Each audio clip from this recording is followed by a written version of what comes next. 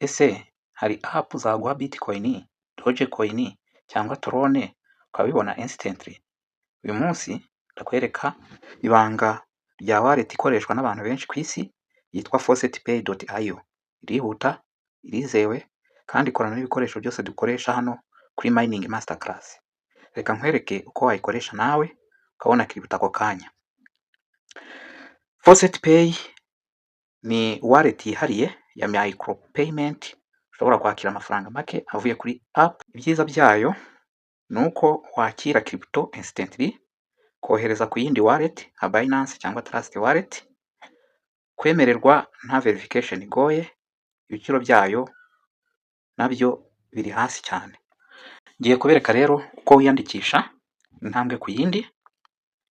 Ikintu cya mbere ukora, ujya hano kuri sign up, ahangaha kakanda, bahita bakubaza username, kayishyiraho, bakakubaza email nayo ukayishyiraho, bagusaba password ikomeye igizwe n'inyuguti 8 kuzamura, aha urayishyiramo, hano wongere wisubiremo. Iyo umaze gushyiramo password yawe rero, ugaruka hano kuri continue, ukaza ukemeza ko utari term and condition. Ahangaha uraza ukabyemeza, nyuma ukaza hano ukemeza ko utari robot. Kwemeza ko utari robot, ukurura aka kantu akangaka ukakazana ukagahuza naka ukoresheje ahangaha. Urabibona, uragakurura neza ukareba ko karinganiye neza, karinganira ukakarekura. Bazana indi verification ya kabiri, yo ureba utu tuntu two hejuru, kareba akabanza ukadukurikiranya uko dukurikirana. Urabona ko akabanza ari aka kanyenyeri, ndakazaho ngakandeho, nkurikizeho akangaka, nkurikizeho akangaka, hande I apply, nyuma nze hano kuri sign up. Kunguku rero niko wiyandikisha. Ariko urabona ko hano bavuga ko username yafashwe. Ndaza mpindure username kireho 2 kuko kuri email nayo hariho 2, nkomeze nemeze term and condition, ore ya recapture, rebe uko dukurikirana, ore apply. Iyo imaze kwemerwa rero, uza hano kuri login, kakanda, kaza bashyiramo email yawe ndetse na password, ukakanda login. Urabona ko bavuga ko account itari verified, hari ikintu tutakoze. Ujya muri email ukagenda ukajya kuyiverifya. Urabona ko ngeze muri email yanjye, urabona ko hano muri email itagaragara. Ndaza hano nze kuri spam, urabona ko ari ngiyi email ya confirmation, ndayikandaho, nyuma inze kuri iyi link, iyi ngiyi nyikandeho kugira ngo nkore confirmation. Urabona ko ibaye confirmed. Nyuma ndaza hano kuri login, shyiremo email, shyiremo password, nindangiza nze nkore puzzle, ndakurura ka kantu nze ngahuze, nze ndebe turiya two hejuru ko dukurikirana, nkore apply, nkore kuri ahangaha kuri login.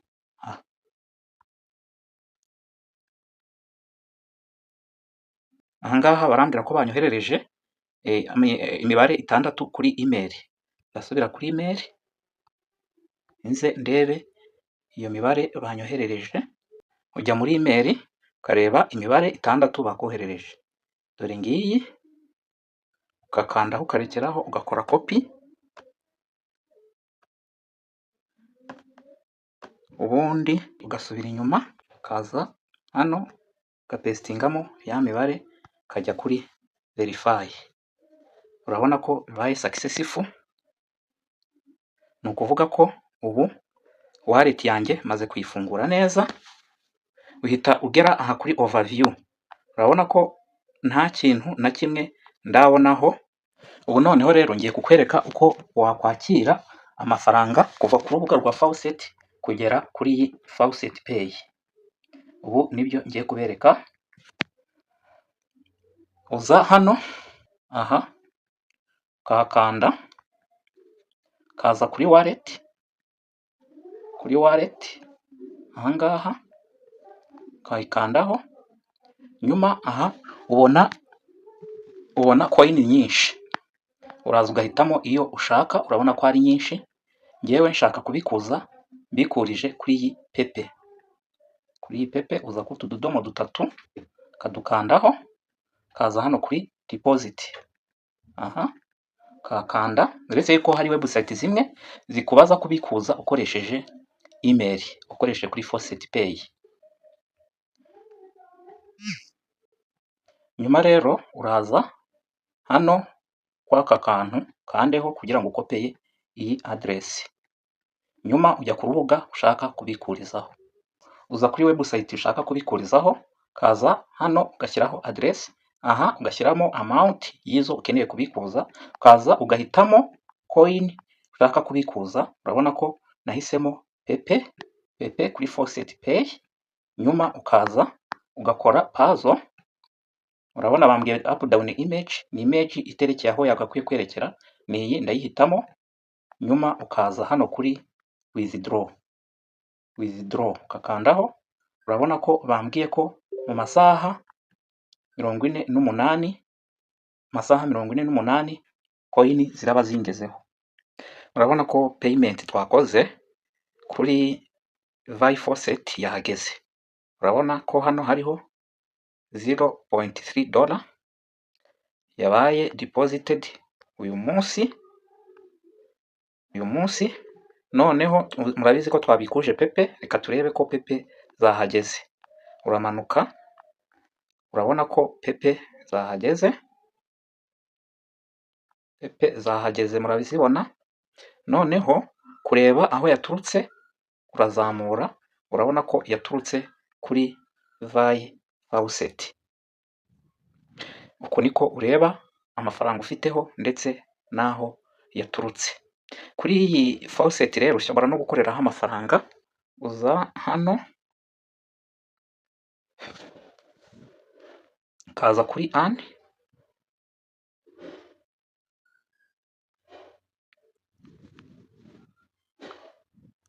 kaza hano kuri paid click,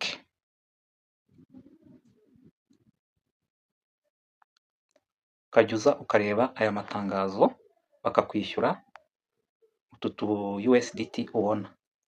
Kubikuza rero crypto ziva hano kuri Faucet zijya kuri ahandi ushaka hose, uza hano kuri wallet. Ntabwo unyura hano kuri overview, unyura hano ugakanda kuri wallet. Kandamo, kaza kuri wallet. Nyuma ukaza ugahitamo coin ufiteho amafaranga. Uzaho hano ku tudomo dutatu, kaza hano kuri withdraw.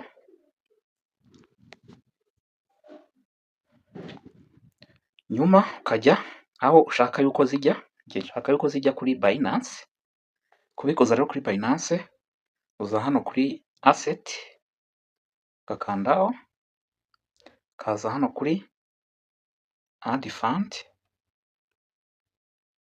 kaza hano kuri on chain deposit. Hano ukaza ukandikamo pepe, kaza ukayihitamo. Iri kuri Ethereum, kaza ukayikirikaho. Aderesi ujyanayo ni iyi ngiyi. Uretse ko Ethereum mu kubikuza bahenda.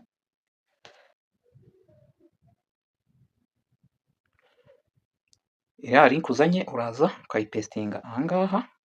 Aha ugahita uza ugakanda hano kuri link address. Ubu ni ukuvuga ngo igihe cyose nzajya mbikuza pepe nzajya mbikuriza kuri iriya address. Hano ukaza ugashyiramo amount urabikuza. Ahangaha urabona ko nta pepe nakwakira kubera yuko gaze fees iri hejuru ni miliyoni imwe. Nuko ubikuza, iyo urangije uza hano kuri press withdraw ubundi akajya kuri Binance yawe. Uko niko ubikuza. Hari uburyo ushobora guswapinga coin yageze ahangaha, n'ubundi uza ahangaha kaza hano kuri swap coin, kuko coin zose mu kubikuza ntago bakata amafaranga amwe. Ahangaha uraza ugahitamo coin ushaka guhindura. Hano mfitemo pepe, nazanye kandeho, shaka kuyihinduramo poli niyo mu kubikuza bakata makeya cyane ariko ndaza nyihinduremo poli, nyuma nze hano kuri max, nyuma nze hano kuri convert. Pepe nari mfitemo zita zihindukamo poli. Ubu ninsubira kuri wallet ndasanga ziriya pepe zahindutsemo poli. Murabibona ko pepe zahindutsemo Polygon Matic. Uku niko ukoresha iyi wallet. Sinababwira rero gukoresha iyi wallet nta security ukoresheje. Ukoresha n'uburyo bwa security. Ni ukuvuga ngo ugomba gushyiramo two factor authenticator kugira ngo urinde wallet yawe neza itazinjirirwa n'abahaka. Downloading app ya two factor authenticator kuri Play Store ubundi ukayishyiramo. Kugira ngo rero usettinge two factor authenticator unyura hano kuri setting, kaza hano kuri account setting,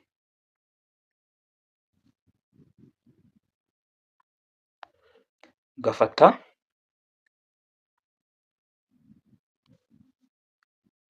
iyi code, iyi ngiyi urayikandaho ugakopiya, nyuma ukajya muri two factor authenticator app, kaza hano kuri plus, kaza hano kuri set with key, ya code ukayizana ukayishyira ahangaha kabiri. Aha handikamo izina